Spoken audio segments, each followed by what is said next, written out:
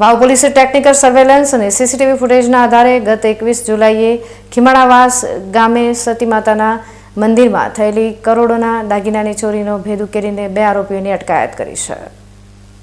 વાવ થરાદ જિલ્લાના વાવ તાલુકામાં આવેલા ખીમાણાવાસ ગામે આવેલા પવિત્ર સતી માતાજીના મંદિરમાં ગત 21 જુલાઈના રોજ અજ્ઞાત ચોરોએ ધાડ પાડીને મંદિરની પવિત્રતા વિધ્વંસ કરવાની સાથે માતાજીના શ્રદ્ધાળુઓમાં ભારે આક્રોશ ફેલાવ્યો હતો. મંદિરના ગર્ભગૃહમાંથી તસ્કરો અંદાજે ₹1.65 લાખની કિંમતના સોના ચાંદીના કિંમતી દાગીના તેમજ દાનપેટમાં મૂકેલી રોકડ રકમની ચોરી કરીને ફરાર થઈ ગયા હતા.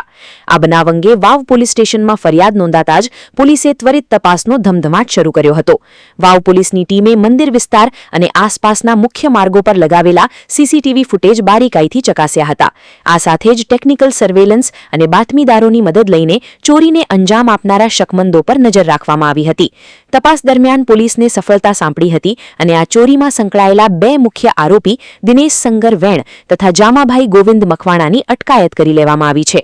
બંને આરોપીઓની ધરપકડ બાદ વાવ પોલીસે તેમને સાથે લઈ જઈ ઘટના સ્થળે લઈ જઈ આખી ચોરીની ઘટનાનું રીકન્સ્ટ્રક્શન કરાવ્યું હતું.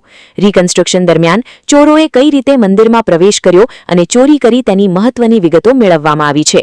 પોલીસે આરોપીઓ પાસેથી ચોરીમાં ગયેલો મુદ્દામાલ રિકવર કરવાની દિશામાં વધુ કાનૂની તજવીજ હાથ ધરી છે.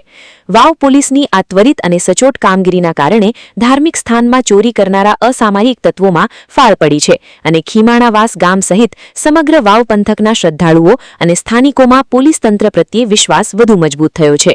Hajaji Rajput, BK news channel, Tharad.